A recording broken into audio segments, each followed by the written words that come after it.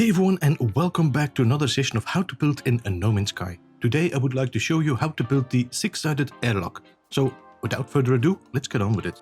The first thing we want to do is prepare our edge here so that we can have our airlock perfectly lined up with the floor we have here. So let us begin with selecting a large floor tile, and that is what we will be using to adjacency to the small one. And this will be the foundation for our light floor, which we will be snapping right there.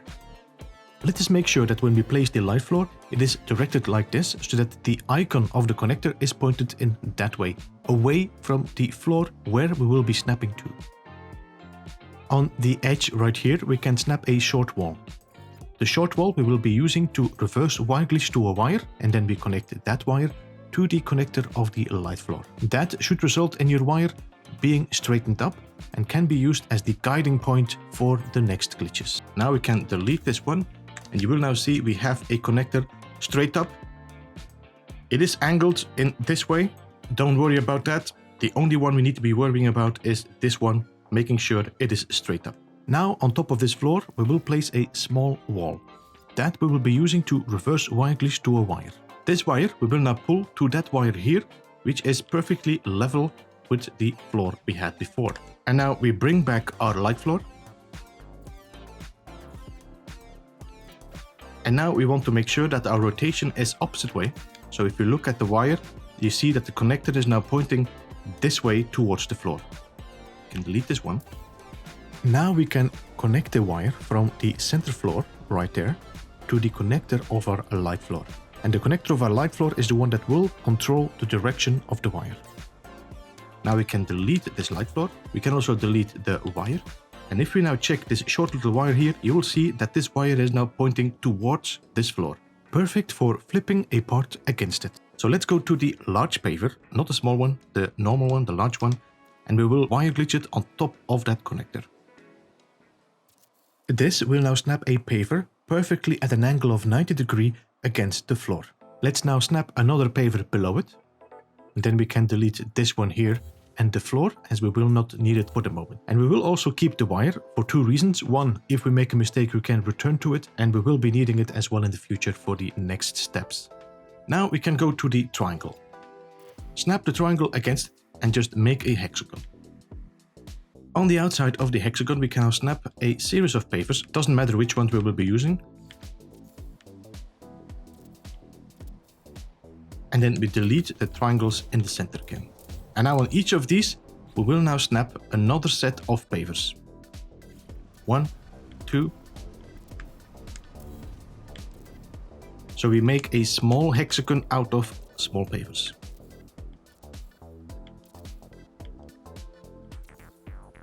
Now we can delete all these.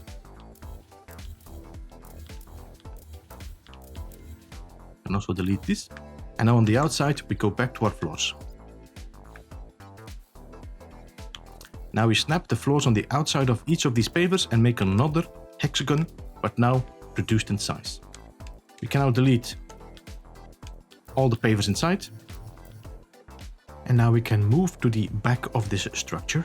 We go to our timber door, or whatever door you want to use. The stone power door here, or the alloy power door, whatever we want to use.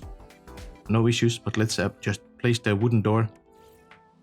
Go to the outside and rotate it so that the angles, so the brackets, are pointing towards the center of the airlock. And just do this on each of these and make sure that every time you place it, the brackets are pointing inwards. And thanks to no collision, this is now one of the easiest ways to make a six-sided airlock without any issues.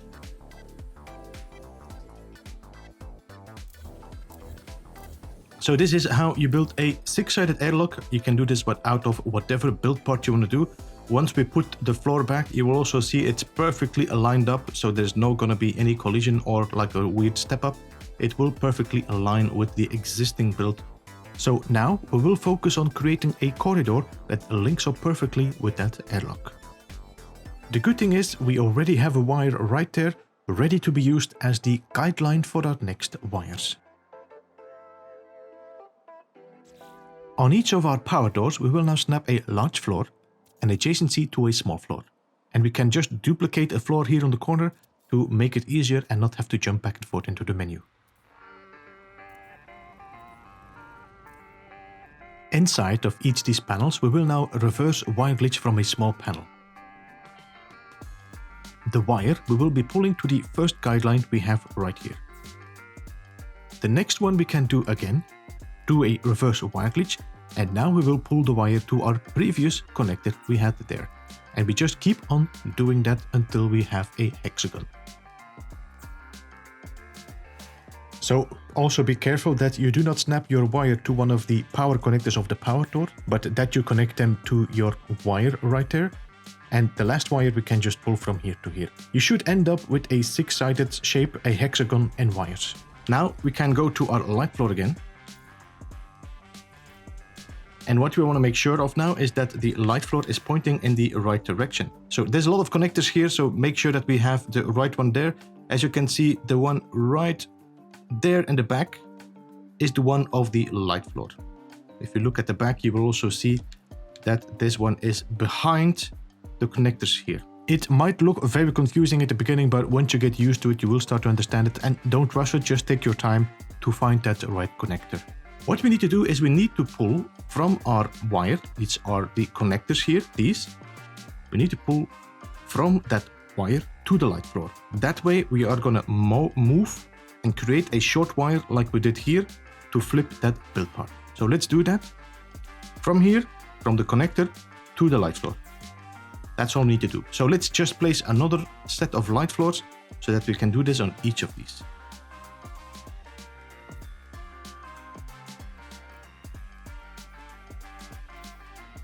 So now all these floors are pointing this way, following the same line. If you look at the connector, you can see that each of these connectors of the switch, the light floor, are pointing to the back. The good thing is if I go a little bit closer, I can actually show you the right one here. That's the one we need. So now we're going to do this on each of our floors. We just pull a wire from that connection, the wire connection, to the connector of the light floor. Be sure to follow that direction, wire to connector of light floor. There we go. Now we can delete all these again. And also delete the floors on the outside. And delete the wires in between as well. And now if you check, you will see we have a nice set of connectors ready to glitch our floors on. And the good thing is we don't need to do it here because we already have our floor ready to snap it back because we did that already before. Okay, now with the wires in place, next thing we will need to do is glitch our floors on top of it. Now, we could use the floors, we can also use the short timber walls, which is going to help us way better to have that perfect alignment. Let me show you how it looks when I do the floors, and then I'll show you the other technique afterwards. There's a lot of connectors here, we have to just look for the right one. The right one is the one that is perfectly aligned on the edge of the door here, that's this one. Let me show you. This one here, the one in the front. Alright, so if I now glitch a floor on that, you can see that the floor now is perfectly lined up, but the problem is it's not on the right position. So it is easy, we can just put a small floor, put another small floor and then move everything inside. That's not a problem. But if we, instead of using a floor, we use the short wall, the timber wall or this one, depending on which one you like to use, and we snap it, we wire glitch it on here.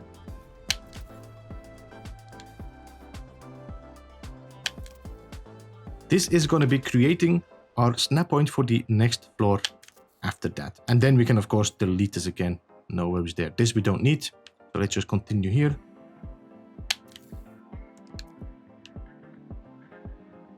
A lot of connectors. One in front here. There we go. Now we can go to our floor.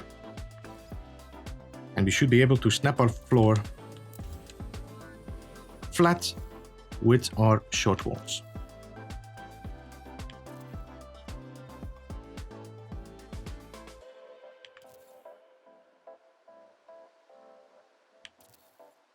The same goes for here. We can just place the other one here so that once we walk inside, and there we go.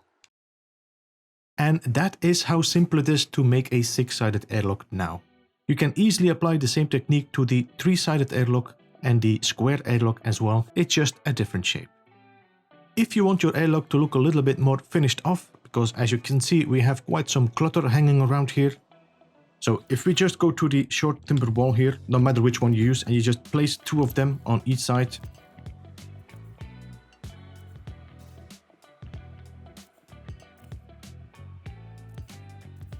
We can now go to the floor again and just snap the floor on top of that. Like this. And as you can see, now you can close off this much cleaner.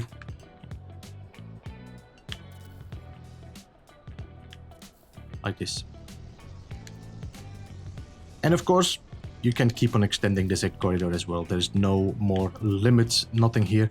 So the only thing remaining now is optimizing this door. So once we come close to it, it opens up from itself. So the first we're going to have to do, of course, is connect all our doors together so they are ready when we connect it with power. I already opened the corridor so that we have a better look of what's happening inside there. Right here, this connector here, these are the ones we will be needing for our connections. Because these are inside, we don't see it anyway, so that's no problem. So let's snap a wire to the top connector here. That's the one we need. And we just pull a wire to this corner here. And we pull a wire from here now to this connector. And then we do it again from here to the corner here. Then from here to the connector again. And we just go all the way around so that each of the doors will be powered up and ready to be activated. That's the wrong direction. If it's a bit confusing, it's also smart to just remove the wires we don't need anymore. There should be one here, so let's just delete this floor for a second. Delete this wall for a second, and let's just delete this wall so that there's no confusing anymore. We don't need it anymore for now, so that's okay.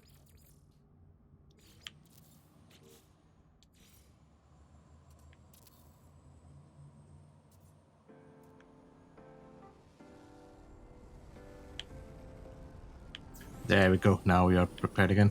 Now keep on doing that all the way around until each of these are powered up, or not powered up, connected. There.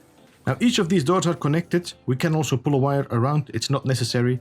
Each of the doors are connected right now. So that means if I would power it up right now, the door will open up. But we don't want that to happen. We want to have the door opening up when we get close to it. My preferred one is using the proximity switch, which is here. I will be making a new tutorial about this to make clear what is working again and how it's working for the Frontiers one. So let's just place this one right here under the floor. Let's pull a wire from here. And then we pull a wire from here to the proxy switch. So we place the auto switch here. Then we pull power from here, the main power again, to the auto switch. This. Then the proxy switch will control our auto switch, which is, this is the control point. So it means once we get close by, you can see that the switch is activated. And now this wire, we just pull to one of the wires right here, which is the powered door. Now it's quite busy here, so let's make sure that we have a good look. There we go. And there we go. That's all you need to do. Now, if I come close to that proxy switch, you will see that my door is going to open up automatically. We can walk in. And the door will close back behind us. And it seems the proxy switch is working omnidirectional, so that's a good thing. We don't need to place 2 of them. So I hope this was useful to you guys. Let me know in the comments what you thought of this. If there's anything missing, if you have any questions, you can definitely ask them. No worries there. If you want to join the Discord as well, we do have some great people there that want to help you out if you have any questions. So definitely find your way there. Thank you so much for watching. If you want to know more about glitching, definitely check out the videos that pop on the screen right now as well. Don't forget to push that thumbs up, and I will see you guys again next time. Thank you so much. Have a great one. This was Beeblebum. Goodbye for now.